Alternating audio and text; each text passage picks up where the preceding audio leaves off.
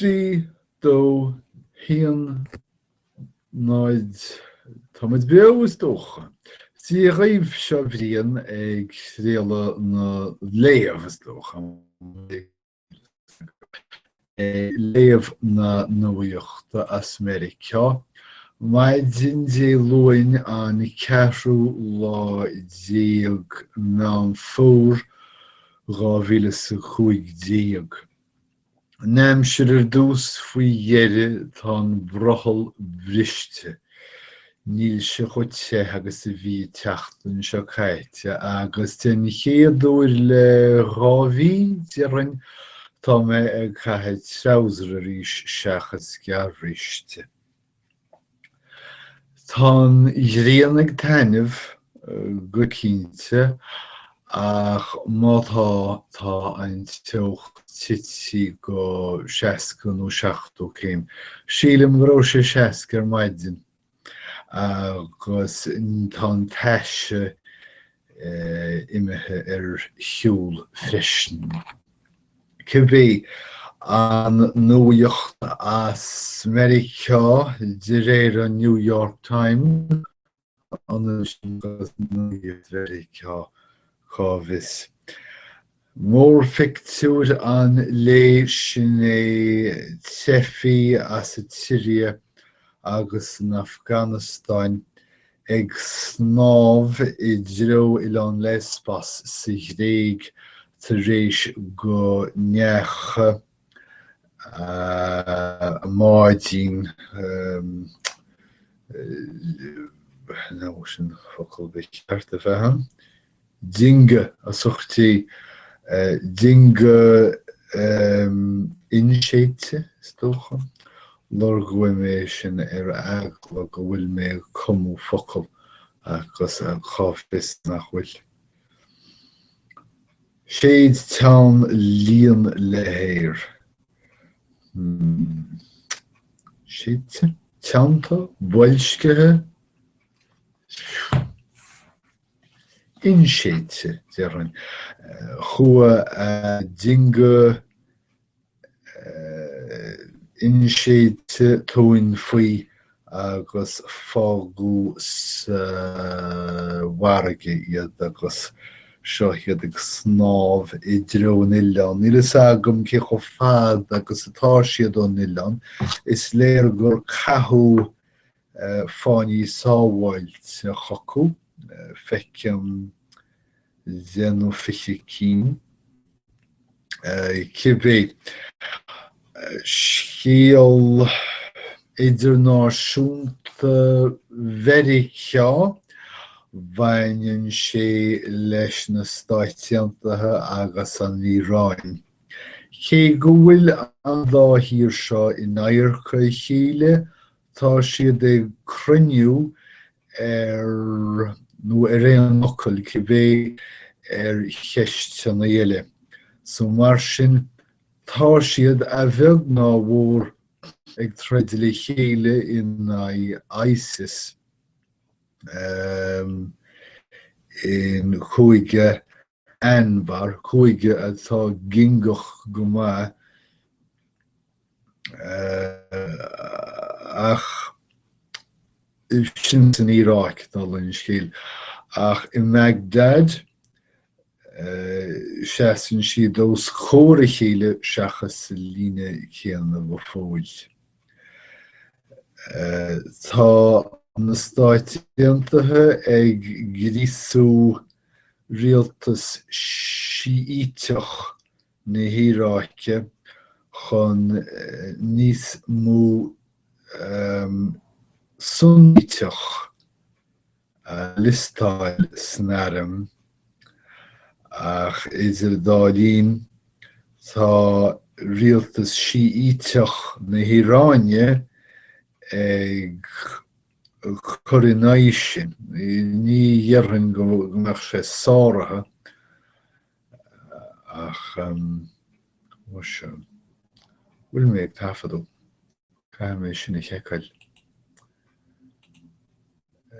Is chosúil go bhfuil mé beo. Tá Google an rudí nua inniamh níl an scoileán I bhean ó mar a bheanaín de gná. Ci bhé I railín. Sampla má nó léirú má I sé an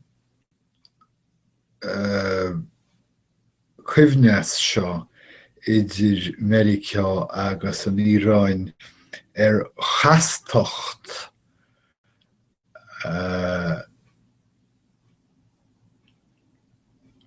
an cheantar sin.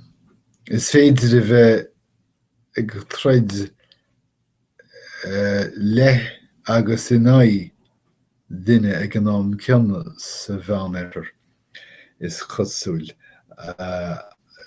Áit a dagan leasan ba híomh chéile, troid tí siad le chéile, ach áit a bhfuil dailt idir leasa an dá híomh, troidin siad in na chéile. Tá an Íráin nua chumasathe rééis an chuaimhtú seo idir na tíortha iartharacha agus an Íráin. Agus dá réir sin tá dlísteannacht nua tuilte acu rud atá siad a gúsáid chun chur le na gcomhacht sa cheantar. Ní léir I néachar céir a dhéanas na Stáit Aontaithe in seo, a bheag ná bhór tuigeann muintir Meiricea gur náhuid iad na híránaí go háirithe agus iad ag leannacht leis na cogaí ionadaocha seo timpeall an bhean in Israel agus in na Stáit Aontaithe agus in éine a chuireach isteach leas na híráine.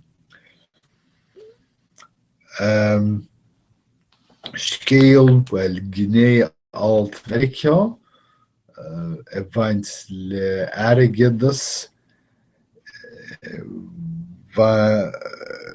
chuireann sé síos thionscail nua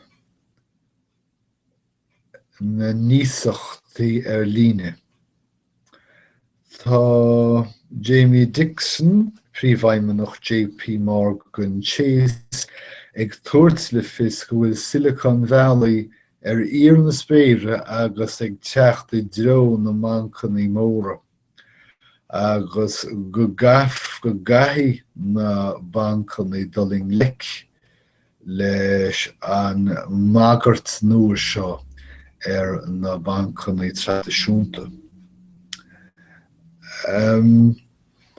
Tá Silicon Valley ag fásamh agus ag méadú síl ga chéine timpeall an domhan lena deicneolachtaí nua ach chuirtear an cheist an bhfuil siad ag dul roiad isteach I réim síale nach mainian leo.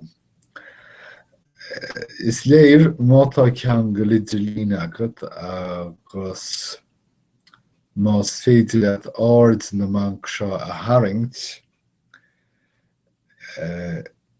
gur féidir ísachtaí áil níos cíthúlaí ná mar a bhuiá iad ó na banc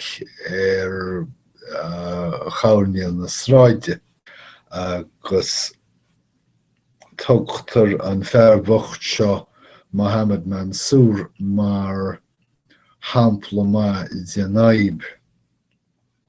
Bhain sé ísachta amach líne agus deire go maiid leis gur bhain sé trí cinn eile amach go dtí go bhfuil $1,000,000 fíocha aige.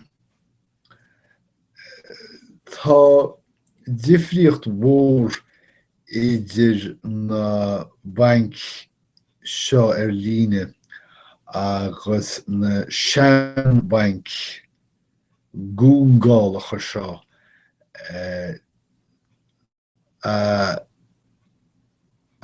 aimíonn go máil agus go cuaramach agus bhfuil bainisteoirí giteacha acu sna bhrainsi timpeall na tíre nach bhfuil gíre agus tuigim dóibh dul i bríochail. Agus níl na holasaí statisticiúla acu daileáil leis na daoine nua seo ag lorg ísachtaí. Siar de dhéanann na bank seo ná go geanglíonn siad na híosachtaithe le ineisteoirí a cheanaíonn suas alpán móra den ísacht agus ar nó a lorgaíonn rá siad. Agus leis i geangail seo déanta agus tarlaíonn sé tí bhísteide chopla nóiméad is féidir an ísacht féin a fuiomh léhantaí nó seachtaí a thóiceach sé le seanhainc.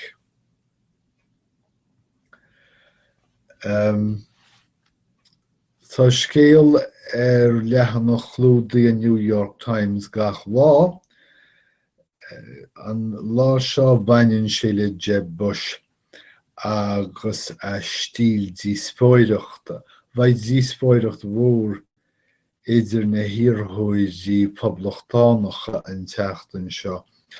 Agus rééis do rinsdaoine eiceáil ar a telefísin teachtain seo caite ag labhairt le Stephen Colbert tá imní ar loch tacaíochta an uasal Bush nach naireoidh go maith leis sna díospóireachtaí. Is minic dó ag freagart ceisteannaí acaracha le freagraí fadalacha neamhronnta agus tugann an scéal seo le fios scaití go dar gcíonn sé buanaí ó locht éisteachta margheall seo. Scaití is féidir leis freagraí nimhneacha a thabhairt nuair is gá mar rinne sé níos spóireacht bhfuil bhd ó 1998 faoi scoileannaí carteacha nuair a labhair sé go hiomlátach ag ráthaigh scoil áit in scoil nua carte do chéile chomhrac as é bheith chur scéalta faoi scoileannaí as a riocht béidir. Agus scéal dearnach ní bhain mé caitheamh mór an ama i neamh leis an nuacht tá rudaí eile le déanamh fearir. Tá an Ghearmáin tar éis srianta chur ar na teorannachaí rud nach nearnú le chorógus déimlíonta dearan mar gheall ar chomhaonú Schengen tá na teorannachaí iomlán oscailte idir an Ghearmáin agus an Rank agus tíre eile níl cínte cétá an Schengen ach cibé bhí an ostar sa chomhaonú go bhfiostam agus tá an Ghearmáin tar éis srianta a chur ar an teorann sin inis go háirithe leis na tréanachaí agus tá siad ag déanamh spot froga, spot checkáil chornaí ag dul haar an teorin freisin. Deachar a chéadúint gur chrosáil mise ón Gearmáin isteach san ostaid ceir seachtaí ó hin. Agus mé bhéic seid. Ach sílim go bhfuil an Gearmáin ag gadam deire leis an srúliú imirceach seo atá techt as na Eorpa agus an dheisceart. Tá siad techt chomh fada leis an Ungáir agus an Réig agus ag sciúr de trasna na Eorpa chun na Gearmáine agus chun na Súlainne. Agus ní fios go fóil céir is féidir leis an Gearmáin déanana ina aghaidh. Tá an dáthír sin an Gearmáin agus an Túlainn ag tarraingt an chuid imirceach margheallar cho liberálach is cosúil is atá a bolasathe I le dítanlathe. Sin iad na scéalta móra, caithfim le éirí as nismart. Ifar a héan tá mé éirí tarseach agus ifar a dó tan dúrad le déanana fa go miniamh le rud géile.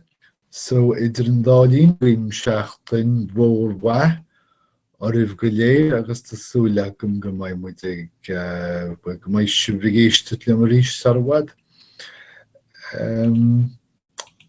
Go gúd bhí díosib.